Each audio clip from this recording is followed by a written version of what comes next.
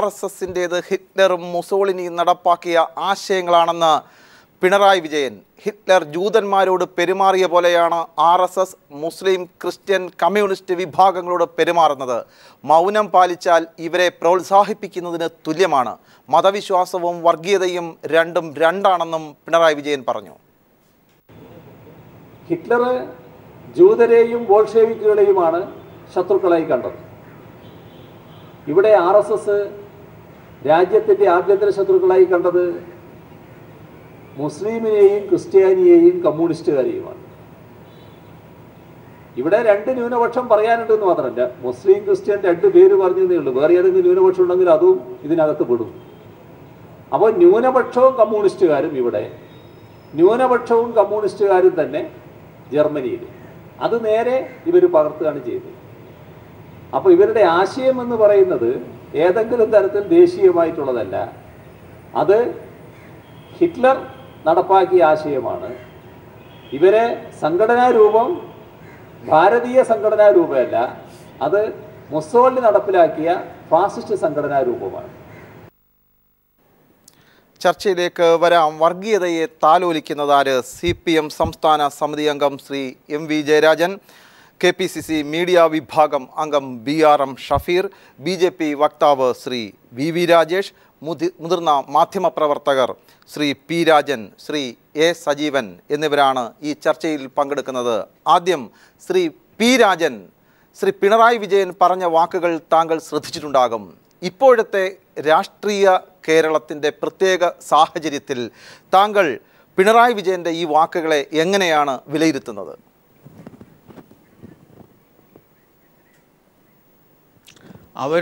അവർ പണ്ടും പറഞ്ഞിരുന്ന അതേ കാര്യം തന്നെ ആവർത്തിക്കുകയാണ്. 3 തവണ ഗുജറാത്തിലും തിരഞ്ഞെടുക്കപ്പെട്ടു. അതിനുശേഷം ഇപ്പോൾ ഇന്ത്യ ഒട്ടാകെ തിരഞ്ഞെടുക്കപ്പെട്ട ഒരു കക്ഷിയുടെ നേതൃത്വം RSSനാണ് എന്ന അർത്ഥത്തിലാണ് ഈ പറയുന്നതെന്ന് വെച്ചാൽ അത് പഴകിയ ഒരാരോപണം മാത്രമാണ്. ബ്രിട്ടീഷ് വിരുദ്ധതയുടെ കാലത്ത് സുഭാഷ് ചന്ദ്രബോസ് ഹിറ്റ്ലറിൻ്റെ കൂടെ കൂടി, ജപ്പാൻകാരുടെ കൂടെ കൂടി എന്ന് പറഞ്ഞ് ദേശീയ വികാരം ഉള്ള ആളുകൾ ഹിറ്റ്ലറെ ഒരു പരിധി വരെ ആരാധിക്കുന്ന ഒരു ഘട്ടമുണ്ടായിരുന്നു. ഇതുപോലെ തന്നെ മുസോളിനിയോടും താല്പര്യമുള്ള ആളുകളുണ്ടായിരുന്നു. അത് ശരിയാണ്. അതുകൊണ്ട് RSS ആ രീതിയിലാണ് എന്ന് പറയുന്നത് അർത്ഥശൂന്യമായ ഒരു കാര്യമാണ്. തെരഞ്ഞെടുപ്പിലൂടെ അധികാരത്തിൽ വന്നു പഴയ കാര്യങ്ങൾ വീണ്ടും പറഞ്ഞുകൊണ്ടിരിക്കുകയാണ്. സ്റ്റാലിനിസ്റ്റുകളായിട്ടുള്ള ആളുകൾ അതേ രീതിയിലാണ് എന്നും പെരുമാറണമെന്ന് ആക്ഷേപിച്ചാൽ എത്രത്തോളം ശരിയാകുമോ അതുപോലെയല്ല. അതുപോലെ തന്നെ കാലത്തിനനുസരിച്ച് മാറ്റം ഇവർക്കും വന്നിട്ടുണ്ട്. ഞാൻ സ്റ്റാലിനും ഹിറ്റ്ലറും കൂടി. P രാജൻ, ഞാൻ താങ്കളിലേക്ക് തിരികെ വരാം. കണ്ണൂർ സ്റ്റുഡിയോയിൽ ശ്രീ MV ജയരാജൻ, CPM സംസ്ഥാന സമിതി അംഗം.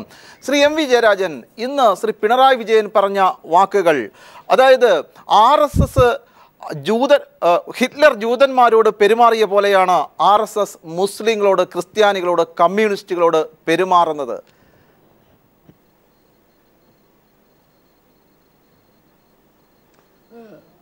RSS അതിൻ്റെ പ്രത്യയശാസ്ത്ര രേഖയായി വിചാരധാരയിൽ കൃത്യമായിട്ടത് പറഞ്ഞിട്ടുണ്ടല്ലോ. അവർ പറഞ്ഞത് 3 ശത്രുക്കൾ: മുസ്ലിങ്ങൾ, ക്രിസ്ത്യാനികൾ, കമ്മ്യൂണിസ്റ്റുകാർ. ഇപ്പോൾ കുറച്ചുകൂടി അവരത് വിപുലീകരിച്ചിട്ടുണ്ട് എന്ന് മാത്രമേ ഉള്ളൂ. അത് RSSൻ്റെ പ്രത്യയശാസ്ത്രമാണ്. ഹിറ്റ്ലറിൽ നിന്നാണ് അവരത് മനസ്സിലാക്കിയത്, ആ പ്രത്യയശാസ്ത്രം ഇവിടെ ഇന്ത്യൻ സാഹചര്യത്തിൽ പ്രയോഗിക്കുന്നത്.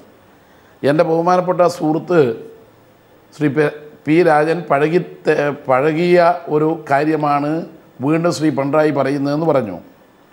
ഇത് ഞാൻ ഇന്ന് സുധീഷ് മിന്നി 25 വർഷക്കാലം RSSൻ്റെ പ്രചാരകനായി 9 സംസ്ഥാനങ്ങളിലൊക്കെ പ്രവർത്തിക്കാൻ പോയ അദ്ദേഹം എന്താണ് RSS എന്നതിനെക്കുറിച്ച് അദ്ദേഹത്തിൻ്റെ 25 വർഷക്കാലത്തെ അനുഭവത്തെ അടിസ്ഥാനമാക്കി തയ്യാറാക്കിയ ഒരു പുസ്തകമാണ്, ഇന്ന് പ്രകാശനം ചെയ്തതാണ്. ഈ പുസ്തകത്തിലെ ഒരധ്യായം ഹിറ്റ്ലറിൽ നിന്ന് ഇദ്ദേഹം RSSൽ ഉണ്ടായിരുന്ന സമയത്ത് ഇദ്ദേഹത്തെ പഠിപ്പിച്ചു കൊടുത്ത ഭാഗങ്ങളാണ്, ശാഖകളിൽ. അപ്പോൾ അത് പഴകിയതല്ല, പുതിയത് തന്നെ.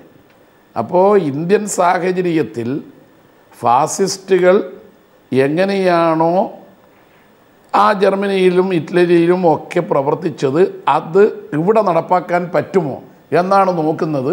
പക്ഷെ മതനിരപേക്ഷ അടിത്തറ ശക്തമായതുകൊണ്ട് പല സ്ഥലത്തും അവർ വിചാരിച്ച രീതിയിൽ ആ കാര്യങ്ങൾ നടക്കുന്നില്ല.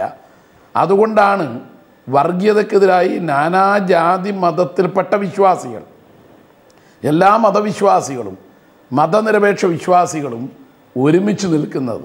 അതാണ് ഇന്ത്യൻ സാഹചര്യം. അതുകൊണ്ട് ഇന്ത്യൻ സാഹചര്യത്തിൽ, പ്രത്യേകിച്ച് കേരളീയ സാഹചര്യത്തിൽ, ഗുരുദേവൻ്റെ സന്ദേശം മുറുകെ പിടിക്കുന്ന ജനത ഒരിക്കലും ഈ വർഗീയ ശക്തികൾ യൂറോപ്പിൽ നിന്ന് ഇങ്ങോട്ട് കൊണ്ടുവന്ന ആ രീതി നടപ്പാക്കാൻ വേണ്ടി പരിശ്രമിക്കുമ്പോൾ അത് തടയുക തന്നെ ചെയ്യും. അതാണ് ഇന്ത്യൻ രാഷ്ട്രീയത്തിൽ ഇപ്പോൾ നടന്നുകൊണ്ടിരിക്കുന്നത്. ശ്രീ എം വി ജയരാജൻ, താങ്കളിലേക്ക് തിരികെ വരാം. ശ്രീ വി വി രാജേഷ്, ശ്രീ പിണറായി വിജയൻ പറഞ്ഞ ഈ അഭിപ്രായത്തോട് BJPയുടെ വക്താവെന്ന നിലയിൽ താങ്കളുടെ പ്രതികരണം എന്താണ്? ബഹുമാനപ്പെട്ട ശ്രീ പിണറായി വിജയൻ പറഞ്ഞ അഭിപ്രായത്തോട് വർഷങ്ങളായി ഞങ്ങളുടെ നിലപാടുകൾ വ്യക്തമാക്കിയിട്ടുള്ളതാണ്. വീണ്ടും അതിൽ ഞങ്ങളുടെ സംഘടനയുടെ നിലപാട് വ്യക്തമാക്കി സമയം പാഴാക്കാൻ വേണ്ടി ഞാനില്ല. അദ്ദേഹം ഇതിലപ്പുറം ഒന്നും ഒരിക്കലും പറഞ്ഞിട്ടില്ല. എനിക്ക് മനസ്സിലാവുന്നില്ല, ഏകദേശം ഒരു 10-70 വർഷമായി ഒരു RSS വിരുദ്ധ നിലപാടിങ്ങനെ പറഞ്ഞുകൊണ്ടിരുന്നിട്ടും അവർക്ക് ഒരു പ്രയോജനം കിട്ടാതിരുന്നിട്ടും വീണ്ടും എന്തിനാണ് ഇത് പറഞ്ഞുകൊണ്ടിരിക്കുന്നതറിയില്ല. ജനങ്ങൾ ഇപ്പം RSS നിയന്ത്രിക്കുന്നു, RSS ഭരിക്കുന്നു എന്നൊക്കെ പറഞ്ഞാൽ ഒരു കാര്യം അദ്ദേഹം അക്കമിട്ട് സമ്മതിക്കുകയാണ്. ജനാധിപത്യ രീതിയിലൂടെ തിരഞ്ഞെടുക്കപ്പെട്ട അധികാരത്തിൽ വന്നാണല്ലോ BJPയുടെ ഗവൺമെൻറ്. ഈ ഗവൺമെൻറ്റിൽ ഇരിക്കുന്നതിൽ നല്ലൊരു ശതമാനം നേതാക്കന്മാരും RSSൻ്റെ പ്രവർത്തകർ ആയിരുന്നു. അങ്ങനെയാണെങ്കിൽ ഇത് തെരഞ്ഞെടുപ്പിന് മുൻപ് പല പ്രാവശ്യം LDFും അതുപോലെ തന്നെ കോൺഗ്രസും ഉന്നയിച്ചിട്ടുള്ളതുമാണ്. അത് അറിഞ്ഞുകൊണ്ട് തന്നെയാണ് ജനങ്ങൾ ജയിപ്പിച്ചത് എങ്കിൽ ഏറ്റവും പിന്തുണ ഈ രാജ്യത്ത് രാഷ്ട്രീയ സ്വയംസേവക സംഘത്തിനാണ് എന്ന് സമ്മതിക്കുന്നതാകും അവരുടെയൊക്കെ തന്നെ ഈ നിരീക്ഷണങ്ങൾ. അങ്ങനെ ഇത്രയും ജനകീയ പിന്തുണയുള്ള ഒരു സാംസ്കാരിക പ്രസ്ഥാനമായി RSS നിൽക്കുമ്പോൾ, അതൊരു തെളിവായും വസ്തുതായും നിൽക്കുമ്പോൾ, അതുതന്നെ ബഹുമാനപ്പെട്ട ശ്രീ പിണറായി വിജയനുള്ള ഏറ്റവും വലിയ മറുപടി ആണ് എന്നുള്ള സാഹചര്യത്തിൽ ഞാൻ അതിലേക്ക് കടക്കുന്നില്ല. ഇനി CPMൻ്റെ സംസ്ഥാന സമിതി അംഗം ബഹുമാനപ്പെട്ട ശ്രീ ജയരാജൻ സഖാവ് പറഞ്ഞത് ഞാനൊരു ചെറിയ മറുപടി, അതേ ഒരു പുസ്തകം എടുത്ത് ഉയർത്തി കാണിച്ചു. എന്തോ സുധീഷ് മിന്നി എന്നൊറ്റ ഒരു പേര് പറഞ്ഞിട്ട് 9 സംസ്ഥാനങ്ങളിൽ പ്രചാരകനായിരുന്നു എന്നൊക്കെ പറഞ്ഞത്. സന്തോഷേ, ഞാനൊരു 20 വർഷം കൊണ്ട് ABVPയിലും തുടക്കത്തിൽ RSSലും പിന്നീട് ABVPയിലും ഇപ്പോൾ യുവമോർച്ച BJPയിലും പ്രവർത്തിക്കുക. ഇത്തരത്തിലൊരു സംസ്ഥാന പ്രചാരകൻ, അഖില ഭാരതീയ പ്രചാരകൻ, ഇങ്ങനൊരു പ്രചാരകനെക്കുറിച്ച് ഞാൻ കേട്ടിട്ടില്ല, ഞാൻ കണ്ടിട്ടുമില്ല. ഇദ്ദേഹത്തിന് വിവിധ ചുമതലകൾ ഉണ്ടായിരുന്നു എന്ന് അവകാശപ്പെട്ടുകൊണ്ട് രംഗത്ത് ഇങ്ങനൊരു വ്യക്തി വന്നുവെന്നറിഞ്ഞിട്ട് ഞങ്ങൾക്ക് ലഭിച്ച അഡ്രസ്സിൽ ഞങ്ങളൊരു മാനനഷ്ട കേസിന് നോട്ടീസ് അയച്ചു. ഇന്ന് വരെ ഈ സുധീഷ് മിന്നി എന്ന് പറയുന്ന ഈ അവതാരം ഈ നോട്ടീസ് പോലും കൈപ്പറ്റാതെ ഒളിച്ചു കിടക്കുകയാണ് ചെയ്യുന്നത്. എനിക്ക് ബഹുമാനപ്പെട്ട ശ്രീ MV ജയരാജൻ അവർകളോട് പറയുവാനുള്ളത്, അദ്ദേഹം ഈ നാട്ടിൽ എവിടെയെങ്കിലും ഉണ്ടെങ്കിൽ അദ്ദേഹത്തിനെതിരെ രാഷ്ട്രീയ സ്വയംസേവക സംഘം ഒരു മാനനഷ്ട കേസിന് നോട്ടീസ് അയച്ചിട്ടുണ്ട്. അതൊന്ന് കൈപ്പറ്റി ഈ അവതാരം ഒന്ന് വെളിച്ചത്ത് വരാൻ പറയണം. എവിടെ നിന്നെങ്കിലും വാടകയ്ക്ക് എടുത്ത് ആരെങ്കിലും കൊണ്ടുവന്നിട്ട് അത് RSSൻ്റെ മുൻ പ്രചാരനായത് ശാഖയിൽ ബഹുമാനപ്പെട്ട സഖാവിന് അറിയാമല്ലോ, ശാഖയിൽ പുസ്തകം വെച്ച് പഠിപ്പിക്കാറില്ല. ഞാൻ പരമാവധി സമയങ്ങളിൽ ശാഖയിൽ പോകാൻ ശ്രമിക്കുന്ന പോകുന്ന ആളാണ്. സംഘത്തിൻ്റെ ശാഖയിൽ പുസ്തകം വെച്ചല്ല പഠിപ്പിക്കുന്നത്. ശാഖയിൽ ഒരു പുസ്തകം വെച്ച് ഒരു മുസോളിനെയും ഒരു ഹിറ്റ്ലറിനെയും പഠിപ്പിക്കാറുമില്ല. ഞാൻ താങ്കളിലേക്ക് തിരികെ വരാം. ശ്രീ A സജീവൻ, ഇന്ന് പിണറായി വിജയൻ പറഞ്ഞ കാര്യങ്ങൾ ഓരോ രാഷ്ട്രീയ കക്ഷിയുടെയും പ്രതിനിധികൾ അവരവരുടേതായ നിരീക്ഷണങ്ങൾ നടത്തി. ഒപ്പം തന്നെ മുതിർന്ന മാധ്യമപ്രവർത്തകനായ ശ്രീ P രാജനും അദ്ദേഹത്തിൻ്റെ അഭിപ്രായം രേഖപ്പെടുത്തി. വാസ്തവത്തിൽ കേരളത്തിൽ ഉണ്ടാകുന്ന ഒരു പുതിയ രാഷ്ട്രീയ ധ്രുവീകരണത്തിൻ്റെ അടിസ്ഥാനത്തിൽ അല്ലേ ശ്രീ പിണറായി വിജയൻ ഇത്തരമൊരു ആശങ്ക മുന്നോട്ട് വെച്ചത്, അഭിപ്രായം മുന്നോട്ട് വെച്ചത്? ഇവിടെ വളരെ വ്യക്തമായൊരു കാര്യമാണ്. നമ്മൾ ഹിറ്റ്ലറോ മുസോളിനിയോ അങ്ങനെയുള്ള കാര്യങ്ങളായിട്ട് താരതമ്യപ്പെടുത്തുന്നതിലേക്ക് പോകുന്നില്ല. പകരം ഇവിടെ നമ്മുടെ മുമ്പിലുള്ള RSSോ BJPയോ, ഇപ്പം നമ്മൾ RSSനെയും മാറ്റിയെടുത്തു. RSS ഭരണരംഗത്തില്ലല്ലോ, BJP ഉണ്ടല്ലോ. BJPയെ മാറ്റിയെടുത്തിട്ട് മോദി സർക്കാർ എന്ന ഭാഗത്തേക്ക് മാത്രം വന്നാൽ, മോദി സർക്കാർ അധികാരത്തിൽ വരുന്നതിന് തൊട്ട് മുമ്പേ അധികാരം കിട്ടുമെന്ന് വന്ന ഘട്ടത്തിൽ മോദി പറഞ്ഞ കാര്യങ്ങൾ നമ്മളെല്ലാവരും വളരെ ആശയോടുകൂടി ആശങ്കയല്ല ആശയോടുകൂടി കേട്ടതാണ്. കാരണം ഇവിടെ സമുദായ സൗഹാർദ്ദത്തെക്കുറിച്ച്, ന്യൂനപക്ഷങ്ങൾക്ക് വേണ്ട എല്ലാ സൗകര്യങ്ങളും ചെയ്തു കൊടുക്കുന്നതിനെക്കുറിച്ച്, അയൽ രാജ്യങ്ങളുമായിട്ടുണ്ടാകുന്ന നല്ല ബന്ധത്തെക്കുറിച്ച്, ഇതിനെക്കുറിച്ചൊക്കെയായിരുന്നു അധികാരത്തിൽ വരുന്നതിന് തൊട്ട് മുമ്പേ മോദി പറഞ്ഞിരുന്നത്. അത് കഴിഞ്ഞ് മോദി സർക്കാരിന് വേണ്ടിയിട്ട് നയപ്രഖ്യാപനം നടത്തിയ രാഷ്ട്രപതിയുടെ നയപ്രഖ്യാപന പ്രസംഗത്തിൽ അതിനും ഇതേ കാര്യങ്ങൾ വളരെ എല്ലാ ആളുകൾക്കും നമ്മുടെ രാജ്യം ഒരു സന്തുഷ്ട രാജ്യമാണ്, സന്തുഷ്ട ഭാരതമായിട്ട് മാറും എന്ന് തോന്നുന്ന രൂപത്തിലായിരുന്നു പറഞ്ഞിരുന്നത്. പക്ഷേ പിന്നീട് സംഭവിച്ചത് എന്താണ്? ഓരോ കാര്യങ്ങളും എടുത്തു നോക്കിയാൽ പിന്നീട് ഇവിടെ നടക്കുന്ന ഓരോ കാര്യങ്ങളിലും ഈ പിണറായി വിജയൻ പറഞ്ഞ സംഭവത്തെ ഞാനിങ്ങനെ അത് സമർത്ഥിക്കാൻ ശ്രമിക്കുകയല്ല, പക്ഷേ അതിന് തെറ്റ് കാണാൻ പറ്റുമോ? ഇവിടെ ന്യൂനപക്ഷങ്ങൾക്ക് പ്രത്യേകിച്ചും മുസ്ലിം ക്രിസ്ത്യൻ ന്യൂനപക്ഷങ്ങൾക്ക് പ്രശ്നങ്ങളുണ്ടായിട്ടില്ലേ? വളരെ ബോധപൂർവമായിട്ടുള്ള രീതിയിൽ ന്യൂനപക്ഷങ്ങളെ ഇവിടെ നിന്ന് ഓടിക്കുക. നമ്മൾ എന്തെല്ലാം വാക്കുകൾ കേട്ടാണ് ഇത് പിന്നെ ഇന്ത്യയിൽ നിന്ന് പാകിസ്ഥാനിലേക്ക് പോകാൻ പറഞ്ഞു, എന്തെല്ലാം തരത്തിലുള്ള കാര്യങ്ങൾ. അപ്പം ഞാൻ BJPയുടെയോ RSSൻ്റെയോ സിദ്ധാന്തങ്ങൾ നല്ലതാണെങ്കിൽ അത് നടപ്പാവട്ടെ എന്ന് കരുതുന്ന ഒരാളാണ്. കാരണം അത് പക്ഷേ നമ്മുടെ സാമുദായികമായ മൈത്രിക്ക് വേണ്ടിയിട്ട് അവർ പ്രവർത്തിക്കുകയാണെങ്കിൽ, സാമുദായികമായിട്ടുള്ളൊരു വിവേചനമില്ലാത്ത രൂപത്തിൽ മോദി തന്നെ പറഞ്ഞ പോലെ, നരേന്ദ്രമോദി പറഞ്ഞ പോലെ എൻ്റെ രാജ്യത്തിൻ്റെ, എൻ്റെ ഭരണത്തിൻ്റെ, ഈ സർക്കാരിൻ്റെ മതനയമെന്ന് പറയുന്നത് മതമെന്ന് പറയുന്നത് ഭരണഘടനയാണെന്ന് പറഞ്ഞു. അതാണോ നടപ്പായി വരുന്നത്? അതാണോ പ്രവർത്തകർ നടപ്പാക്കുന്നത്? അത് RSSോ BJPയോ VSPയോ എന്നുള്ളതെന്നല്ല പറഞ്ഞ് ഇവിടെ ഈ സാക്ഷി മഹാരാജിൻ്റെയും സാത്വിക് നിരഞ്ജൻ ജ്യോതിയുടെയും മറ്റും നേതൃത്വത്തിൽ നടന്ന എന്തെല്ലാം പ്രശ്നങ്ങൾ.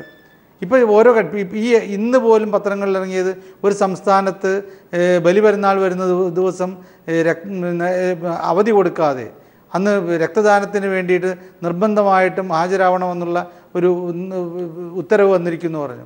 ഇതൊക്കെ ഇങ്ങനെ പ്രകോപനങ്ങൾ ഉണ്ടാക്കുന്നതിന് എന്തിനാണ് ശ്രമിക്കുന്നത്? ഇപ്പോൾ ഇതിന് സ്വാഭാവികമായും ശ്രമിക്കും. മാത്രമല്ല കമ്മ്യൂണിസ്റ്റുകൾ അവർക്ക് ഭൂരിപക്ഷം കിട്ടുന്നുണ്ടോ, ബംഗാളിലെ തോറ്റോ അല്ലെങ്കിൽ വേറെ എവിടെയെങ്കിലും കിട്ടുന്നുണ്ടോ എന്നുള്ളതൊക്കെ വേറെ കാര്യം, അത് അവരുടെ പ്രശ്നം. പക്ഷേ ഈ 3 വിഭാഗങ്ങൾക്കെതിരെയും അല്ലെങ്കിൽ ന്യൂനപക്ഷത്തിനും കമ്മ്യൂണിസ്റ്റുകൾക്കെതിരെയും അതിരൂക്ഷമായിട്ടുള്ള രീതിയിൽ കാര്യങ്ങൾ പോകുന്നുള്ള കാര്യം. സജീവൻ, ഞാൻ താങ്കളിലേക്ക് തിരികെ വരാം. ഈ പുസ്തകത്തിൻ്റെ രചയിതാവിനെ സംബന്ധിച്ച് ശ്രീ VV രാജേഷ് ഉന്നയിച്ച ആക്ഷേപം, അതിനെക്കുറിച്ച് ശ്രീ MV ജയരാജന് തീർച്ചയായും പ്രതികരിക്കാനുണ്ടാകും. നമുക്ക് ചർച്ചയുടെ അടുത്ത ഘട്ടത്തിലേക്ക് പോകുന്നതിന് മുമ്പ് ആ പ്രതികരണത്തിലേക്ക് പോകാം. അതിനുശേഷം ഒരു ഇടവേളയാണ്.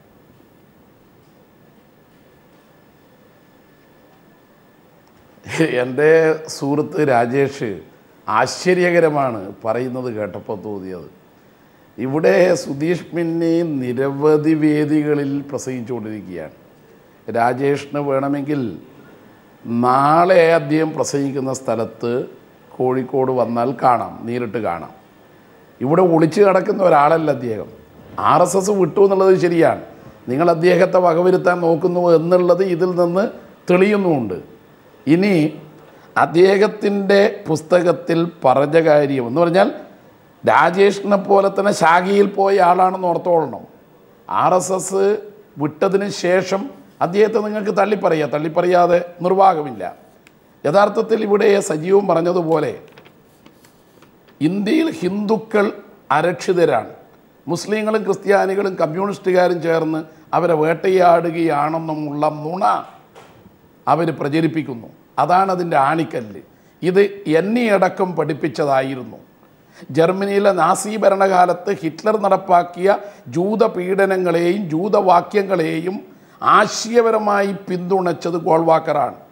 ഗോൾവാക്കർ ഈ കാര്യം വിചാരധാരയിലൂടെ RSSൻ്റെ ശാഖയിൽ വരുന്നവരെ പഠിപ്പിക്കുന്നു. അത് പുസ്തകത്തിൽ രേഖപ്പെടുത്തിയ കാര്യം രാജേഷ് പറയുന്നു, അല്ലെങ്കിൽ സുധീഷ് മിന്നി പറഞ്ഞ് പഠിപ്പിക്കുന്നു, മറ്റുള്ളവർ പഠിപ്പിക്കുന്നു. ഇതാണ് നടന്നുകൊണ്ടിരിക്കുന്നത്. ഇത് തന്നെയല്ലേ ഇപ്പോൾ ഇവിടെ ചെയ്യുന്നത്? നിങ്ങൾ എന്തിനാ RSS സർക്കാർ ഏകോപന സമിതി കഴിഞ്ഞ സെപ്റ്റംബർ 2 മുതൽ 5 വരെ ചേർന്നത്? ആരായിരുന്നു ആ യോഗത്തിൽ അധ്യക്ഷത വഹിച്ചത്? പ്രധാനമന്ത്രി അല്ലല്ലോ. ആരുടെ മുമ്പാകിയ റിപ്പോർട്ട് സമർപ്പിച്ചത്? RSSലല്ലേ?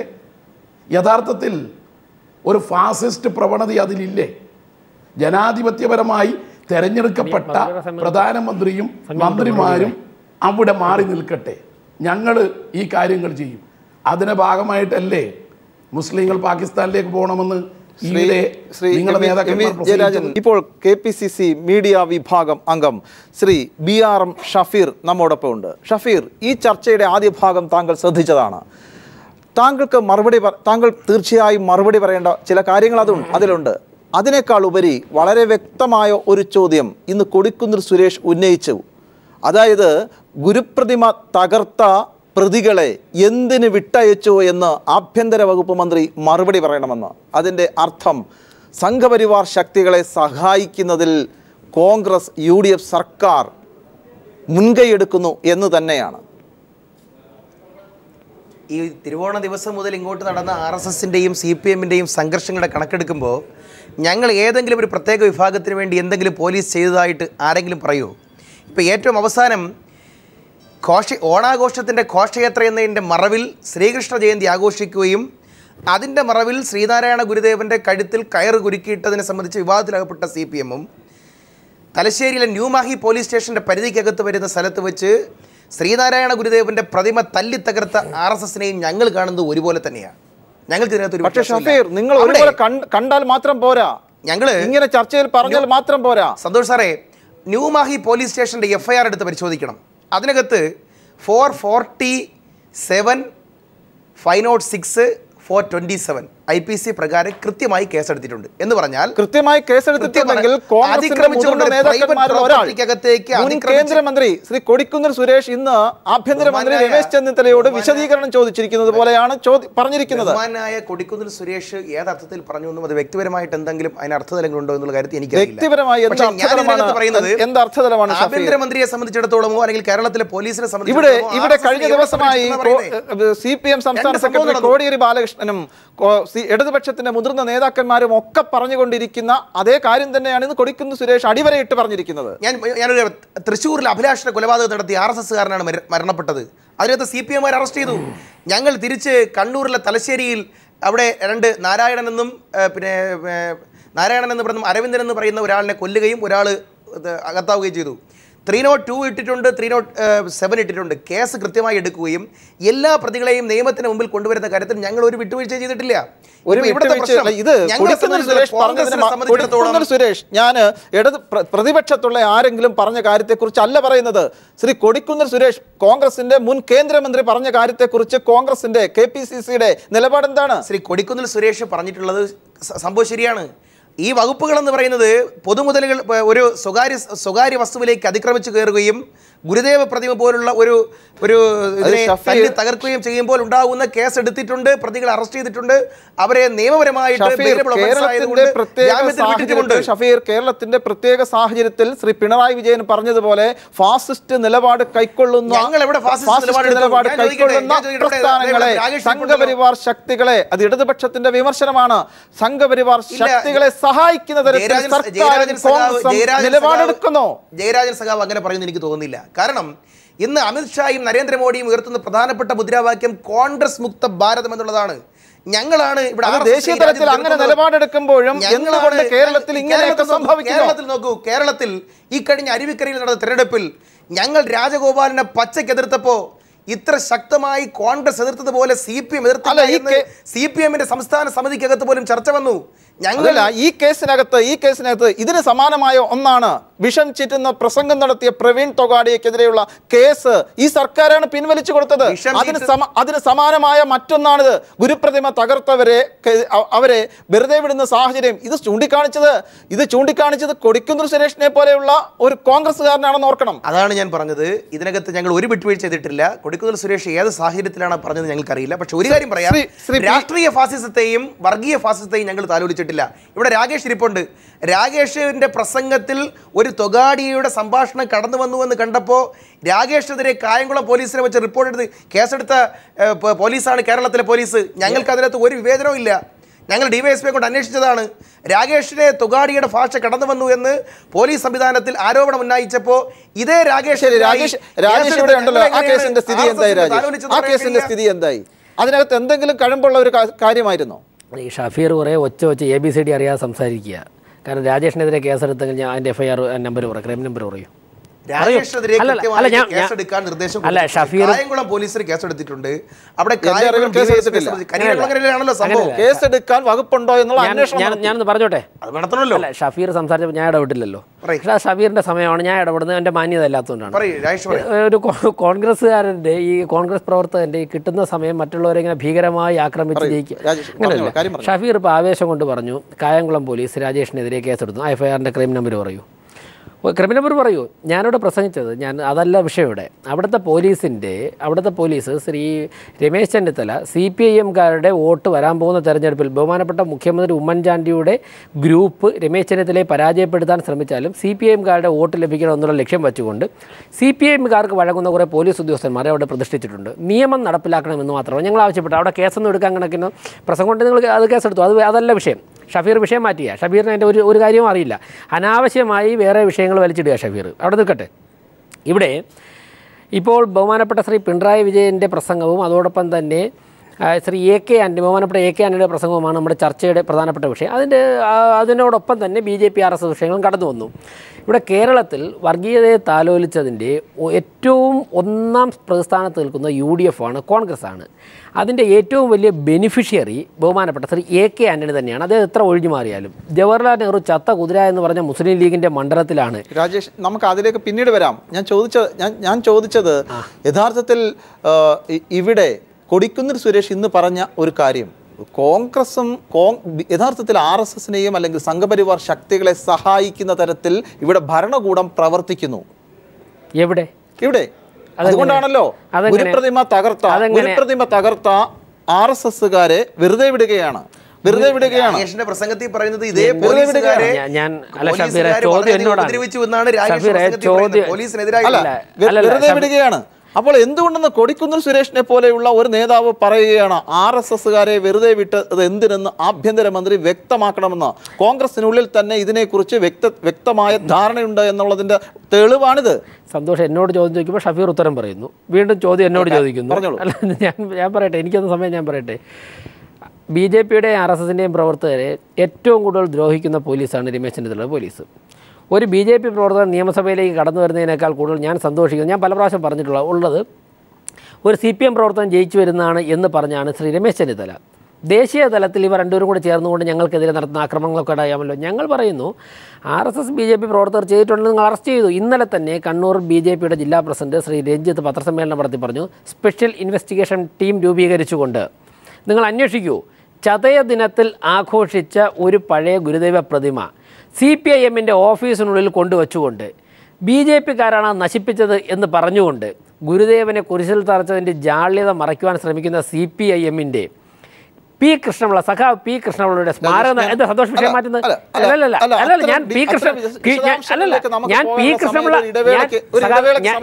സഖാവ് സന്തോഷം, ഞാൻ P. കൃഷ്ണപിള്ള സ്മാരകത്തിൻ്റെ കാര്യം കൂടെ ഒന്ന് പറഞ്ഞോട്ടെ. P. കൃഷ്ണപിള്ളയുടെ പ്രതിമ തകർത്താര BJP-യുടെ പോലീസ് അല്ലല്ലോ കണ്ടുപിടിച്ചത്.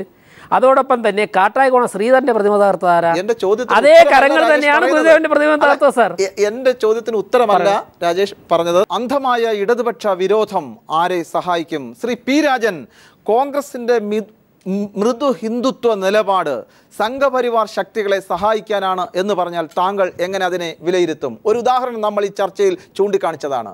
അതായത് ഗുരുപ്രതിമ തകർത്ത സംഘപരിവാർ അംഗങ്ങളെ വെറുതെ വിടുന്ന സാഹചര്യം, അതിനുള്ളിൽ കോൺഗ്രസിൻ്റെ നേതാവിന് പോലും അതൃപ്തി, അത് അദ്ദേഹം പരസ്യമായി പ്രകടിപ്പിക്കുക ചെയ്തിരിക്കുന്നു. വിരോധം പറഞ്ഞ് ന്യൂനപക്ഷ വോട്ടുകളെ ആകർഷിക്കുക എന്ന കോൺഗ്രസിൻ്റെയും ഇടതുപക്ഷത്തിൻ്റെയും പഴകി ദ്രവിച്ച തന്ത്രം ആവർത്തിക്കുന്നതിൻ്റെയാണ്. ഒന്നാമത് താങ്കൾ പറഞ്ഞ പോലെ RSSകാരാണ് ഗുരുപ്രതിമ തകർത്തത് എന്ന് അങ്ങോട്ട് അസ്യൂം ചെയ്യാൻ ഞാൻ തയ്യാറല്ല. എന്താണ് അതിൻ്റെ മോട്ടീവ്? എന്തിനാണ് ഗുരുപ്രതിമ തകർക്കണത്? അവർക്ക് അതുകൊണ്ട് എന്ത് നേട്ടം? പ്രതികളെ കൊണ്ടുകൊടുത്തത് BJP-ക്കാർ തന്നെയാണ് സാർ.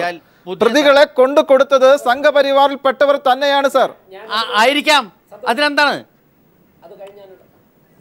ആയിരിക്കാം, അതിനെന്താണ്? കേസെടുക്കുന്നില്ലേ? കേസെടുത്ത് നടപടി നടത്താന്നല്ലേ ഉള്ളൂ. പൊതു തത്വമല്ലേ ഉള്ളത്. പൊതു തത്വത്തിൽ ഒരു പോലീസിനൊരു കേസ് വന്നാൽ കേസെടുക്കുക എന്നല്ലാതെ സംഘടിതമായി ഗുരുപ്രതിമ തകർത്ത് എന്തെങ്കിലും നേട്ടം BJP-ക്ക് ഉണ്ടാക്കേണ്ടതായ കാര്യം ഇപ്പോൾ ഉണ്ടോ? ഇല്ലല്ലോ. പ്രാദേശിക തലത്തിൽ വല്ല വഴക്കാണോ അല്ലയോ എന്ന് മാത്രമല്ലേ ഒറ്റ നോട്ടത്തിൽ ഒരു സമചിത്തതയുള്ള ആൾക്ക് കാണാൻ പറ്റുള്ളൂ. കാരണം ഇവിടെ ശ്രീനാരായണ പക്ഷേ ഞാനതൊരു ഉദാഹരണമായി നമ്മുടെ ചർച്ചയിലേക്ക് ചൂണ്ടിക്കാണിച്ചതാണ്. പക്ഷേ കഴിഞ്ഞ ദിവസം കേരളത്തിൽ വന്നപ്പോൾ വർഗീയതയെക്കുറിച്ച് പറഞ്ഞപ്പോൾ അദ്ദേഹം CPM-നെയും ഇടതുപക്ഷ കക്ഷികളെയും ആക്രമിക്കുന്നത് പോലെ ശക്തമായി ആക്രമിക്കുവാൻ കോൺഗ്രസിനെയോ UDF-നെയോ തയ്യാറാകാത്ത സാഹചര്യം, അതുപോലെ തന്നെ BJP-യെയോ RSS-നെയോ വിമർശിക്കുവാൻ തയ്യാറാകാത്ത സാഹചര്യം, അത് ഭൂരിപക്ഷ സമുദായത്തിൻ്റെ കയ്യടി നേടുവാനുള്ള അദ്ദേഹത്തിൻ്റെ പഴയ തന്ത്രത്തിൻ്റെ ഭാഗമല്ലേ?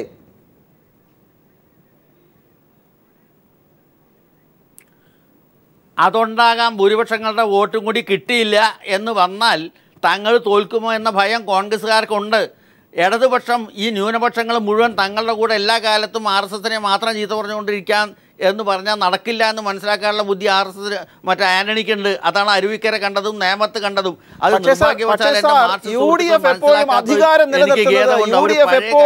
അധികാരം നിലനിർത്തുന്നത് ഒരു വശത്ത് മുസ്ലിം ലീഗിനെ കൂടെ നിർത്തുന്നു, അതേപോലെ തന്നെ കേരള കോൺഗ്രസിനെ കൂടെ നിർത്തുന്നു. ആന്റണിയെ പോലെയുള്ള ആൾ ഇടയ്ക്കിടയ്ക്ക് കേരളത്തിൽ വന്ന് ഭൂരിപക്ഷ ഹിന്ദു സമുദായത്തിന് സന്തോഷം നൽകുന്ന രീതിയിലുള്ള അഭിപ്രായം പറയുന്നു. യഥാർത്ഥത്തിൽ ഒരു ഇരട്ടത്താപ്പല്ലേ അത്?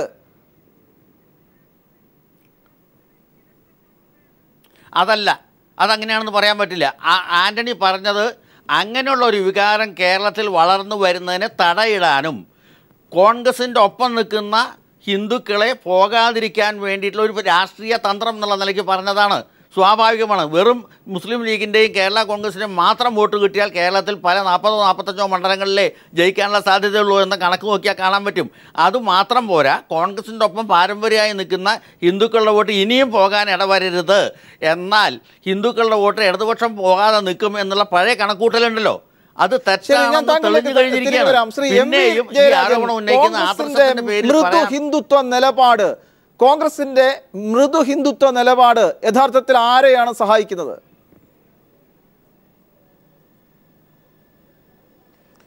നേരത്തെ ശ്രീ രാജേഷ് പറഞ്ഞത് ഒരു വാസ്തവവിരുദ്ധമായ കാര്യമായതുകൊണ്ട് അത് വ്യക്തത വരുത്തേണ്ടത് എൻ്റെ ചുമതലയാണ്. ഇവിടെ BJP-യുടെ ജില്ലാ പ്രസിഡന്റ് രഞ്ജിത്ത്, കണ്ണൂർ ജില്ലാ പ്രസിഡന്റ്, ഒരു പത്രസമ്മേളനം നടത്തി. അത് ഇന്നലത്തെ മാതൃഭൂമി, ദേശാഭിമാനി, ഈ പത്രങ്ങളിലെല്ലാം വന്നിട്ടുണ്ട്, മനോരമയിലും കാണും. കോടിയേരി നങ്ങാറത്ത് പീടികയിൽ CPIM സ്തൂപവും കൊടിമരവും തകർത്ത് തങ്ങളാണ്. ഇതാണ് അതിൻ്റെ രത്ന ചുരുക്കം. ശ്രീ രാജേഷ് പറഞ്ഞത് സംബന്ധിച്ചാൽ CPM-ൻ്റെ ഓഫീസിലാണ് ഈ പ്രതിമ.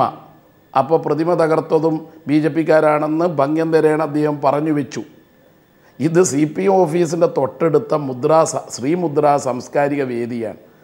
അവിടെ എത്രയോ വർഷമായി ജഗന്നാഥ ക്ഷേത്രത്തിലേക്ക് ഘോഷയാത്ര കൊണ്ടുപോകുന്നു. ശ്രീനാരായണീയന്മാരായ കോൺഗ്രസ്സുകാരും BJP-ക്കാരും മാർക്സിസ്റ്റുകാരും എല്ലാം ഉള്ള ഒരു സമിതിയാണത്. ആ ശ്രീനാരായണ ഗുരുവിൻ്റെ പ്രതിമയാണ് ഒരു കൈ തകർത്തത്. ആ പ്രതിമ തകർത്ത കേസിലെ പ്രതികളെ ജാമ്യത്തിൽ വിട്ടയച്ചു. അവർ RSS-കാരാണ്, അറിയപ്പെടുന്ന ആ പ്രദേശത്തെ RSS-കാരാണ്. എന്താണ് ലക്ഷ്യമെന്നുള്ളത് രാജൻ മനസ്സിലാക്കിയ രീതിയിലല്ല ഞാൻ മനസ്സിലാക്കുന്നത്. ലക്ഷ്യം വ്യക്തമാണ്. അവിടെ കലാപം ഉണ്ടാക്കലാണ് ഉദ്ദേശം. ആ കലാപ ശ്രമത്തിനനുസരിച്ച വകുപ്പ് ചേർത്തില്ല, 153A ചേർക്കേണ്ടതായിരുന്നു. അതിൻ്റെ പിന്നിൽ ഗൂഢാലോചനയുണ്ട്. ഇത് രഞ്ജിത്ത് മാധ്യമങ്ങളോട് പറഞ്ഞതിൽ നിന്ന് BJP-യുടെ നേതൃത്വത്തിന് പോലും അതിൽ പങ്കാളിത്തമുണ്ട്. അപ്പോൾ പ്രതികളെ വിട്ടയച്ചതിനെതിരായിട്ടാണ് ശ്രീ കൊടിക്കുന്നിൽ സുരേഷിൻ്റെ അഭിപ്രായ പ്രകടനം വന്നത്. അത് എല്ലാവരിലും വ്യത്യസ്ത അഭിപ്രായം ഈ ഗവൺമെൻറ്റിൻ്റെ പോലീസ് നടപടിക്കെതിരായിട്ട് ഉണ്ടായിട്ടുള്ള ഒരു കാര്യമാണ്. അപ്പോൾ പ്രതികളെ വിട്ടയച്ചു, ഇതാണ് പ്രശ്നം. അപ്പോൾ മറ്റൊരു കാര്യം, ഇവിടെ മൃദു ഹിന്ദുത്വ സമീപനം കോൺഗ്രസ് സ്വീകരിക്കുന്നു. കോൺഗ്രസ് എല്ലാ കാലത്തും ജാതിമത വർഗീയ സംഘടനകളെ താലോലിച്ചു പോയിട്ടുണ്ട്. നേരത്തെ എൻ്റെ ബഹുമാന്യ സുഹൃത്ത് പറഞ്ഞതുപോലെ ശരിയാണ്. ഇത് വീക്ഷണപത്രമാണ്. എന്താ വീക്ഷണപത്രത്തിൽ പറയുന്നത്? വർഗീയ വിഷം വിതറി CPIM, AK ആൻ്റണി. CPIM എന്ത് വർഗീയ വിഷമാണ് ഇവിടെ ചീറ്റുന്നത്? ഇവിടെ ശ്രീനാരായണ ഗുരുവിനെ അപമാനിച്ച് CPIM വർഗീയ വിഷം ചീറ്റുകയാണ്. ഇതാണ് ആൻ്റണി കാണുന്നത്. ഒരു വാചകം RSS-നെ കുറിച്ച് പറയേണ്ട. അദ്ദേഹം ഒരു ദേശീയ നേതാവല്ലേ. BJP-യുടെ കേന്ദ്രഭരണം സാമുദായിക ധ്രുവീകരണം ഉണ്ടാക്കിക്കൊണ്ട് ഈ നാട്ടിൽ നടത്തിക്കൊണ്ടിരിക്കുന്ന പരിശ്രമം BJP അധികാരത്തിൽ വരുന്നതിന് മുമ്പ് ഉണ്ടായിരുന്നതിനേക്കാൾ 24% വർഗീയ കലാപം വർദ്ധിച്ചു. ഗുജറാത്ത് മാതൃക ഇന്ത്യയിൽ വ്യാപകമായി നടപ്പാക്കാൻ പരിശ്രമിക്കുന്നു. ഇതെല്ലാം പുറത്തു വന്നില്ലേ? കേന്ദ്രമന്ത്രിമാർ, MP-മാർ അന്യമത വിരോധത്തെ അടിസ്ഥാനമാക്കി എന്തെല്ലാം പ്രസ്താവനകൾ നടത്തി. ഇതാർക്കാണ് അറിയാത്തത്? എന്തേ ദേശീയ നേതാവായി AK ആൻ്റണി RSSനെ പറ്റി ഒരക്ഷരം പറയാതിരുന്നത്? ഇതേ വീക്ഷണപത്രത്തിൻ്റെ ഉള്ളറ സിദ്ദിഖിൻ്റെ ഒരു ലേഖനം, മോദി സംഘ് ഭരണം, ഒളി അജണ്ടകൾ തുറക്കപ്പെടുന്നു. ഇദ്ദേഹം RSSനാൽ നിയന്ത്രിക്കപ്പെടുന്ന BJPയുടെ ഭരണത്തിൻ്റെ തീർച്ചയായും താങ്കളുടെ നിലപാട് വളരെ വ്യക്തമാണ്. ശ്രീ A. സജീവൻ, ഇടതുപക്ഷ പാർട്ടികളെ ദുർബലപ്പെടുത്തുവാൻ കോൺഗ്രസും BJPയും കേരളത്തിൽ കൈകോർക്കുന്നു. ഇതിന്റെ ആത്യന്തിക ഫലം എന്താണെന്നാണ് താങ്കൾ വിലയിരുത്തുന്നത്? ആ പഴയ കോലീബി സഖ്യമൊക്കെ താങ്കൾക്കറിയാം. വ്യക്തമായിട്ടുള്ള കാര്യമാണ് കോൺഗ്രസ് ഇത് മുതലെടുക്കുന്നുള്ള കാര്യം. അത് ഞാൻ പറയുന്നതിനേക്കാൾ കൂടുതൽ വെള്ളാപ്പള്ളി നടേശൻ പറഞ്ഞു കഴിഞ്ഞു കോൺഗ്രസ് ഇത് മുതലെടുക്കുകയാണ്. അദ്ദേഹത്തിൻ്റെ ലക്ഷ്യം ഇത് കോൺഗ്രസ്സിന് കൊടുക്കുകയല്ല, ഈ ഇപ്പോഴത്തെ ഈ ഒരു അരാജകത്വം ഉണ്ടാക്കിയിട്ട് അത് കോൺഗ്രസ്സിന് കൊടുക്കാനുള്ള കച്ചവടമായിരുന്നില്ല ശ്രീ വെള്ളാപ്പള്ളി നടേശൻ ഉദ്ദേശിച്ചിരുന്നത്. അദ്ദേഹം ഉദ്ദേശിച്ചതിനേക്കാൾ കൂടുതൽ അപ്പുറത്ത് കോൺഗ്രസ്സുകാർ ഇതിനെ മുതലെടുക്കുന്നൊരു രാഷ്ട്രീയത്തിലേക്ക് പോയപ്പോൾ വെള്ളാപ്പള്ളി നടേശൻ തന്നെ തുറന്നു പറഞ്ഞത് കോൺഗ്രസ്സുകാർ ഇത് മുതലെടുക്കുന്നു, UDF മുതലെടുക്കുന്നുവെന്ന്. തീർച്ചയായിട്ടും ഇപ്പോഴത്തെ ഒരു ശ്രമം അരുവിക്കരയുടെ സമയത്തും നേരത്തെ നമ്മൾ പല ആളുകളും പറഞ്ഞു, അരുവിക്കരയുടെ സമയത്തും കോൺഗ്രസ് ഉദ്ദേശിച്ചത് CPMൻ്റെ അല്ലെങ്കിൽ ഇടതുപക്ഷത്തിൻ്റെ വോട്ടുകൾ കുറേ അപ്പുറത്തേക്ക് പോകുമ്പോൾ അതിൻ്റെ ലക്ഷ്യം അത് തന്നെയാണല്ലോ അവർക്ക് കിട്ടിയിട്ടുള്ളത്. അവർക്ക് അവരുടെ കുറേ വോട്ടുകൾ പോയിട്ടുണ്ട്, അതിനേക്കാൾ കൂടുതൽ അപ്പുറത്ത് പോയപ്പോൾ അതിൻ്റെ നേട്ടം കൊണ്ട് മാത്രം ജയിച്ചു പോയൊരു പാർട്ടിയാണ് അരുവിക്കരയിൽ, അല്ലെങ്കിൽ ഒരു മുന്നണിയാണ് അരുവിക്കരയിൽ UDF. അപ്പോൾ ഇത്തവണ ഇനിയും ഇനി തദ്ദേശ സ്വയംഭരണ സ്ഥാപനങ്ങളിലേക്കുള്ള തെരഞ്ഞെടുപ്പിലും അത് കഴിഞ്ഞ് നടക്കുന്ന നിയമസഭാ തെരഞ്ഞെടുപ്പിലുമെല്ലാം ഇതേപോലെ അപ്പുറത്ത് CPMയും BJPയും അല്ലെങ്കിൽ CPMും RSSും അല്ലെങ്കിൽ UDF LDFും BJPയും തമ്മിലുള്ളൊരു മത്സരം നടക്കുമ്പോൾ, ഒരു ശക്തമായ പോരാട്ടം നടക്കുമ്പോൾ അതിൽ നിന്നും മുതലെടുക്കുന്ന രാഷ്ട്രീയത്തിലേക്ക് UDFും കോൺഗ്രസും പോകുന്നു എന്നുള്ളത് സത്യമാണ്. പക്ഷെ അതിനൊരു വലിയ പ്രശ്നമുണ്ട്. ഇത് ദേശീയ തലത്തിൽ ഇങ്ങനെ നോക്കി ഞങ്ങളെ ഇനി പിന്നെ താഴെ ഇറക്കാൻ ആരുമില്ല എന്ന രീതിയിൽ ഒന്നാം UPAയും രണ്ടാം UPAയും കഴിഞ്ഞപ്പോൾ സംഭവിച്ചത് എന്താണ്? കോൺഗ്രസ് പലപ്പോഴും യാഥാർത്ഥ്യം മനസ്സിലാക്കുന്നില്ല. അവർ സത്യത്തിൽ കോൺഗ്രസും CPMും ഉൾപ്പെടെയുള്ള മതേതര പാർട്ടികൾ മുഴുവൻ, ഒരു പാർട്ടിയില്ല, കോൺഗ്രസ് ഇവിടെ അത്യാവശ്യമായിട്ടുള്ള പാർട്ടിയാണ്, കമ്മ്യൂണിസ്റ്റ് പാർട്ടികൾ ആവശ്യമുള്ളതാണ്. ഇവരെയൊക്കെ മതേതര രീതിയിൽ കാണേണ്ട ആളുകൾ, നേരത്തെ പല ആളുകളും സംസാരിച്ചതിൽ ഇത് Hindu vote, Muslim vote, Christian vote, Ezhava vote എന്നുള്ള രീതി, ഇതങ്ങനെ വോട്ട് ഒരിക്കൽ പോലും അങ്ങനെ ചിന്ത പോലും കോൺഗ്രസ് എന്നൊരു പാർട്ടിയിൽ ഉണ്ടാകാൻ പാടില്ല. ഇത് ഗാന്ധിജിയുടെ പാർട്ടിയാണ്. ഗാന്ധിജിയെ പോലുള്ളൊരാൾ നേതൃത്വം നൽകിയ ഒരു പാർട്ടി, അങ്ങനെയുള്ള പാർട്ടി ഇപ്പോൾ ഈ രീതിയിൽ കണക്ക് കൂട്ടുന്നുള്ള യാഥാർത്ഥ്യമാണ്. അതാണ് ഏറ്റവും വലിയ പരാജയം. ഇതേ കണക്കുകൂട്ടൽ CPMനെ പോലെ അല്ലെങ്കിൽ CPI പോലുള്ള പാർട്ടികൾ കണക്ക് കൂട്ടുമ്പോഴും പ്രശ്നമാണ്. തെരഞ്ഞെടുപ്പ് അടുക്കുന്നതോടെ സാമുദായിക ധ്രുവീകരണം അത് മുഖ്യ അജണ്ടയായി എടുത്തിരിക്കുന്നത് ആര്? ക്രിസ്ത്യൻ, മുസ്ലിം, കമ്മ്യൂണിസ്റ്റ് വിരോധം എന്ന് ശ്രീ പിണറായി വിജയൻ ചൂണ്ടിക്കാണിച്ചതും ഒപ്പം BJP കേരളത്തിൽ ഏറ്റവും പ്രധാനപ്പെട്ട സമുദായങ്ങളെ തങ്ങളുടെ ചേരിയിലേക്ക് കൊണ്ടുവന്ന് അക്കൗണ്ട് തുറക്കാൻ ശ്രമിക്കുന്നതുമായ രാഷ്ട്രീയം. ശ്രീ VV രാജേഷ്, ഇത് നമ്മുടെ ജനാധിപത്യത്തിന് എത്രമാത്രം ഗുണം ചെയ്യും?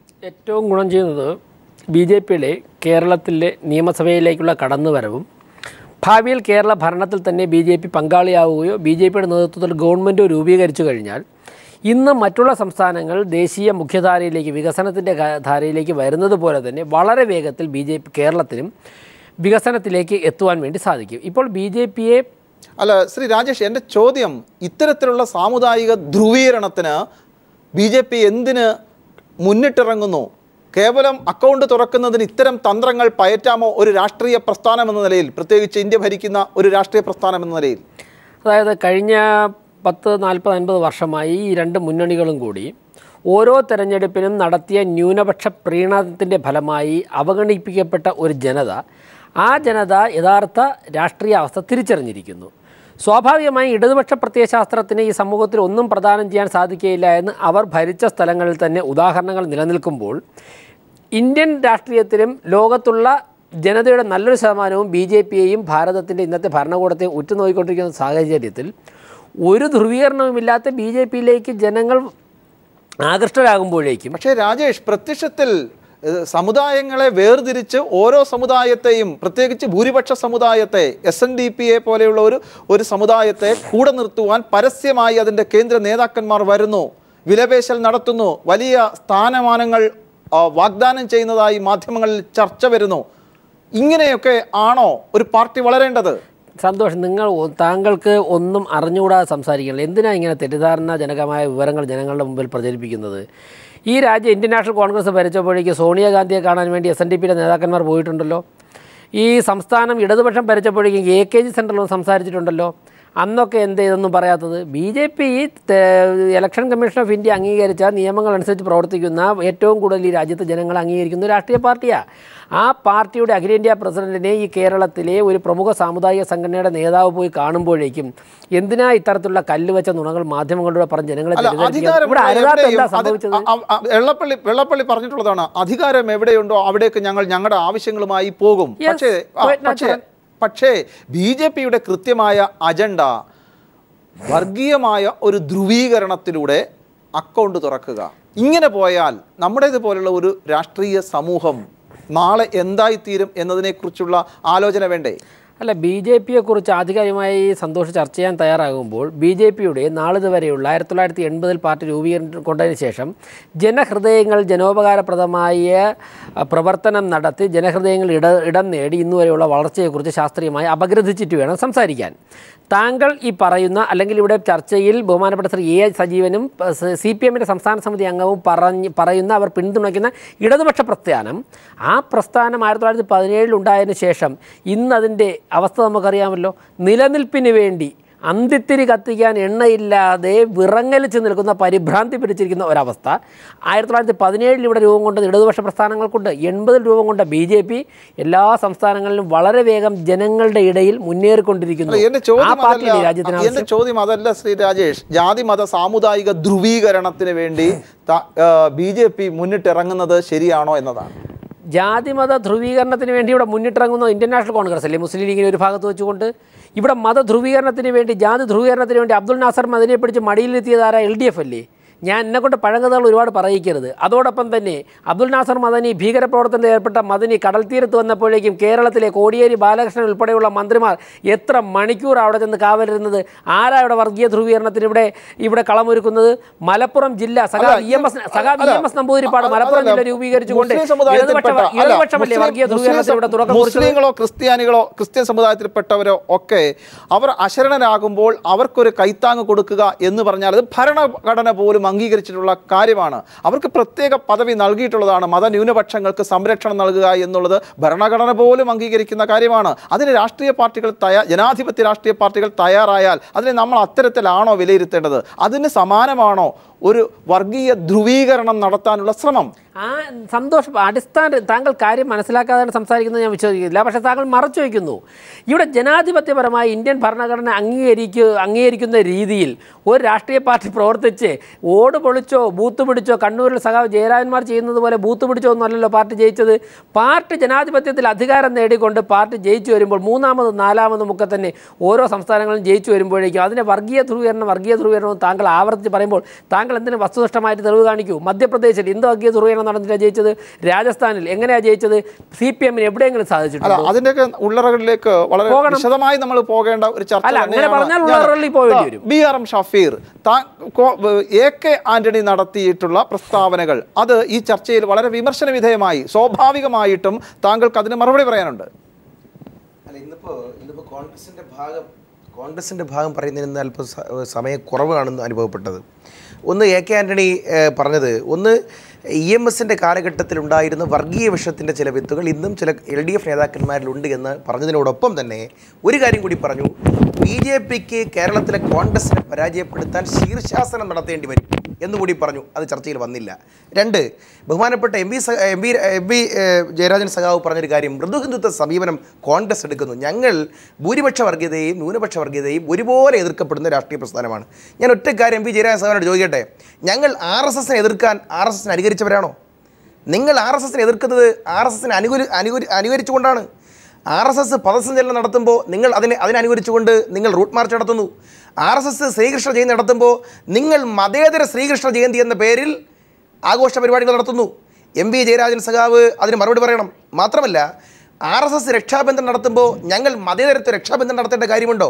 ഇതെല്ലാം CPM നടത്തുന്നത് കേരളത്തിൽ പൊതുവായി വന്നിരിക്കുന്ന ഒരു രാഷ്ട്രീയ സാഹചര്യത്തിൽ ഒരു ഭൂരിപക്ഷ ഹൈന്ദവ വർഗീയതയെ താലോലിച്ചുകൊണ്ടൊരു മൃദുഹിന്ദുത്വ സമീപനം CPM എടുക്കാൻ ശ്രമിക്കുകയാണ്. പിന്നെ സജീവൻ മാധ്യമപ്രവർത്തകൻ പറഞ്ഞ കാര്യങ്ങൾ കൂടി പറഞ്ഞുകൊണ്ട് ഞാൻ ഇതിനകത്ത് പറയാം. ഒന്ന്, 1967 നിലയ്ക്കൽ പ്രശ്നത്തിൽ അന്ന് EMS നമ്പൂതിരിപ്പാട് കൃത്യമായ ഒരു രാഷ്ട്രീയ വീക്ഷണം എടുത്തു. അത് ആരെ താലോലിക്കാനാ? 1989 സദ്ദാം ഹുസൈൻ ഇഷ്യൂ വന്നപ്പോൾ EMS എടുത്തൊരു തന്ത്രമുണ്ട്. 1989 VP സിംഗിനോടൊപ്പം അന്ന് EMS അഖിലേന്ത്യാ ജനറൽ സെക്രട്ടറി ആയിരിക്കുമ്പോൾ അന്ന് വെള്ളിയാഴ്ച സദസ്സുകൾ പങ്കിട്ടത് ഇതേ RSSൻ്റെ നേതാക്കന്മാരായ അദ്വാനിയോട് വാജ്പേയിയോടൊപ്പമാണ്. 2014 ഒരു സൈഡിൽ മഹദിനെയും മറു സൈഡിൽ രാമൻ പിള്ളയെയും ഇരുത്തിക്കൊണ്ട് കാര്യങ്ങൾ മുന്നോട്ട് കൊണ്ടുപോയത് ബഹുമാനായ സഖാവ് പിണറായി വിജയനാണ്.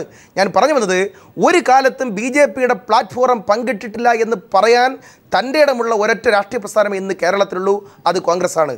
നിങ്ങൾ CPMനെ സംബന്ധിച്ചിടത്തോളം 67 അതിനുശേഷം പിന്നീട് ലീഗിനെ കൂട്ടിക്കൊണ്ട് സപ്തകക്ഷി മുന്നണി, 89 സദ്ദാം ഹുസൈൻ, 96 ഗുരുദേവന്റെ ശിവഗിരി തീർത്ഥാടനവുമായി ബന്ധപ്പെട്ട് അവിടെ ആക്രമിക്കപ്പെട്ട സംഭവം, NSSന്റെ ആസ്ഥാനത്തിന്റെ സംഭവം,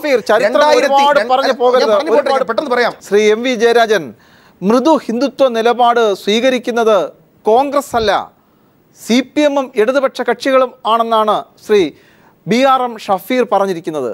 എന്താണ് അതിൻ്റെ മറുപടി?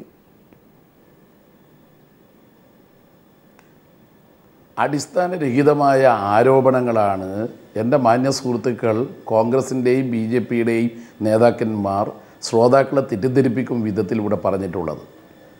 വർഗീയതക്കെതിരായി ഉറച്ച മതേതര നിലപാടാണ് CPIMഉം ഇടതുപക്ഷവും എല്ലാ കാലത്തും ഉയർത്തിപ്പിടിച്ചിട്ടുള്ളത്. കോൺഗ്രസും BJPയും ചേർന്ന് കോലീബി കൂട്ടുകെട്ടുണ്ടാക്കിയത് കേരളത്തിലെ ജനങ്ങൾ മറന്നിട്ടില്ല. ബേപ്പൂരും വടകരയും നമ്മുടെ മുമ്പിലുണ്ട്.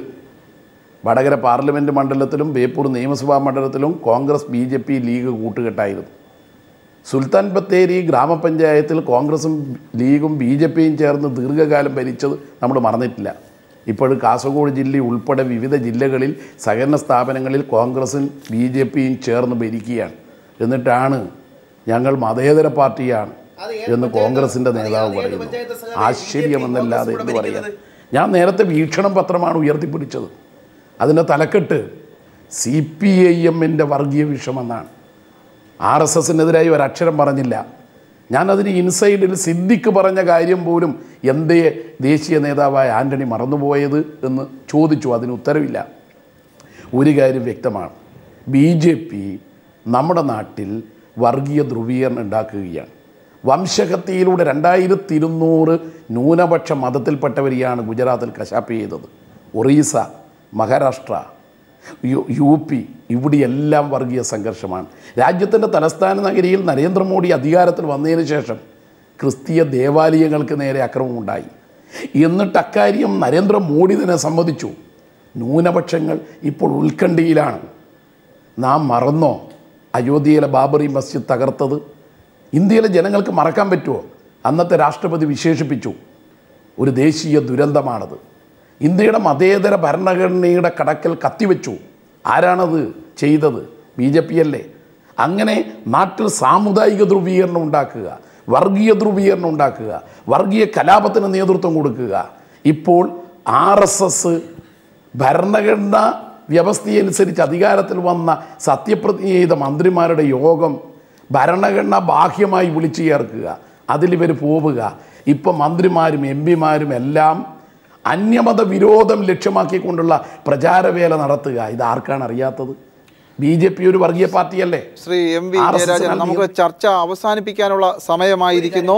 വർഗീയതയെ താലോലിക്കുന്നത് ആര് എന്ന ഈ വിഷയം വളരെ സമയമെടുത്ത് ഇനിയും ചർച്ച ചെയ്യേണ്ട ഒന്ന് തന്നെയാണ്. ഈ ചർച്ചയിൽ പങ്കെടുത്ത Shri MV Jayarajan, Shri BRM Shafeer, BJP വക്താവ് Shri VV Rajesh, മാധ്യമപ്രവർത്തകരായ Shri P Rajan, A Sajeevan, എല്ലാവർക്കും നന്ദി.